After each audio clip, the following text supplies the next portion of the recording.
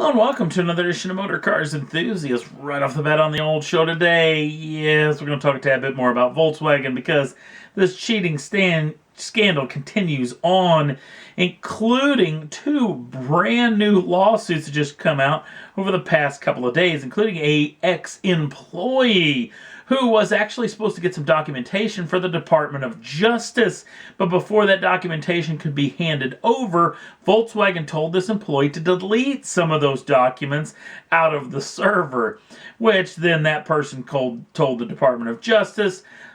Volkswagen got wind of it, which meant that that person lost his job, his or her job, which now means that that particular employee is suing Volkswagen. Now, VW came back and said, you know what, that particular server was a little tight on storage space, so we had to delete some of that particular documentation and information out of that particular server, which is the dumbest thing I have ever heard. But Volkswagen's got a lot bigger fish to fry, including the fact that not only are shareholders doing a class action lawsuit, but according to Autoline.tv, there is institutional shareholders. We're talking about big business folks, banks, insurance companies, and the like. These folks have got some big pockets and are going after VW big time, searching for damages in a lawsuit that they filed in Germany over the past couple of days in the likes of $3.7 billion. That's billion with a B dollars. So Volkswagen has got some really difficult times. A lot of folks are talking about it may take 10 or 15 years for them to pay off the fines and the lawsuits and all the other stuff that's going to be coming down their way over the next several months. So we'll keep you in tune to this continuing saga that continues on. Next up on the list, New York Auto Show is just a couple of days away, and one of the vehicles going to be shown off there is this machine, but it is not the Scion FRS. As you know from shows past that Scion is going away. This is the brand new Toyota 86. Yes, not to be called the GT86 that I called for in one of the last episodes. No, it'll be called the Toyota 86, much like it's called in every other part of the country except for Europe that calls it the GT86. So I guess my cries were not heard. That being said, it's nice to see that this car is going to continue on, and there's going to be a swan song at the New York Auto Show for Scion, the last ever new edition of a Scion branded car, that brand new TC. It's going to be called the Series 10.0. Going to get a lot of reworkings, a lot of aero work, a lot of performance stuff from the folks over at TRD. So can't wait to get some photographs of that machine. Will be debuting in New York in just a couple of days.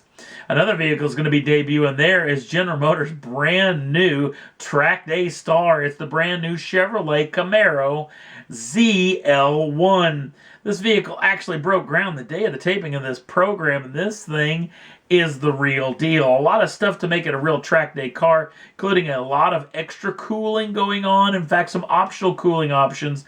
Big Brembo brakes, some suspension upgrades, a little bit of wider track, but the heart of the beast is where the real story is. The 6.2 liter LSA supercharged V8 right out of the old CTSV, right out of the current Z06. But this one makes just a tiny bit less power in 640 brake horsepower and 640 pounds-feet of torque. Now, because it's got this brand new Alpha platform with the ATS is based on, it means that this vehicle is going to weigh 200 pounds less than the outgoing Camaro. The outgoing Camaro ZL1 made 580 brake horsepower, which the horsepower grade is just a little bit more, but that weight is a lot more as well. So this vehicle is really going to be a quick piece. And then probably one of the most interesting things involving this machine involves the transmission options. You get a 6-speed manual, which is the standard edition, but you can opt up for a brand new 10-speed automatic.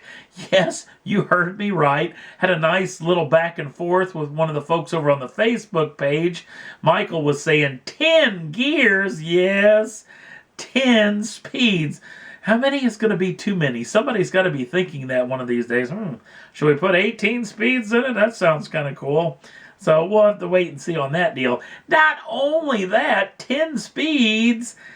Apparently this 10-speed transmission is going to go up to 8 brand new General Motors products in the next 2 years by 2018. So it'll be interesting to see what those new 10 speeds will end up in later on. So don't know 0 to 60 numbers, don't know top speed, don't know pricing. The old ZL1 was around 60 grand, so we'll have to wait and see for the New York Auto Show to get those numbers to you.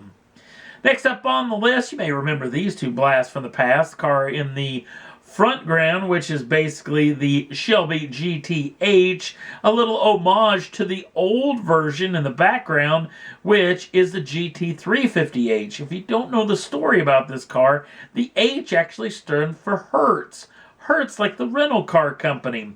Yes, they had, back in the mid-60s, these GT350Hs on rental lots, and it kind of got known as a rent-a-racer because a lot of folks would rent these cars for the weekend, not tell Hertz what they were doing, take them to the racetrack, wrap it all over the place, and then take it back to the rental car place Monday morning. In fact, they say a lot of those cars, you can peel back some of the carpeting behind the front seats and find where folks had welded in a roll cage inside of the car, at least for that particular weekend.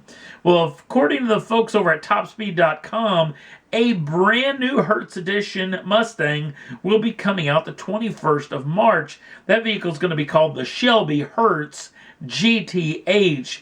This is yet to be made official, but we cannot wait to see what this vehicle is going to be like. A lot of rumors floating around, especially from the folks over at Top Speed, that this vehicle will be based on the GT350, which is going to be very, very cool indeed. Next up on the list, again with the New York Auto Show just around the corner, Nissan released this teaser photograph for the New York Auto Show. Obviously, you probably already know this is the GTR. Now, we don't know just what exactly kind of GTR this is, as the R36 is still at least 4 or 5 years away, so this is definitely the R35 version. But is it a special edition, or maybe just a 2017 model? We'll have to wait and see on those fronts. Last up on the list, you may remember this trio of automobiles talked about in one of the older episodes of Motor Cars. This is some of the Porsche collection that's owned by comedian and television star Jerry Seinfeld. Mr. Seinfeld, who is a massive Porsche fan and owns a fleet of Porsches, in fact, didn't sell just this trio, but sold several more at auction. Now, Mr. Seinfeld really doesn't need the money. His idea was, you know what, I've loved these cars, cherished these automobiles for the time I've had them. It's time for someone else to have that kind of fun, too. So he let them out into the world, and he made a hefty sum of money. His collection sold for $22 million. Yeah, not a too bad little day at the office. And that's all there was that I thought was worth talking about for this edition of Motor Cars Enthusiasts. Don't forget to like us over on the Facebook page. Links down in the show notes. Also, if you'd like to subscribe to the channel, you can do so at any time and get the first dibs on the brand new shows as soon as they come out. Thanks for watching. We'll see you again real soon.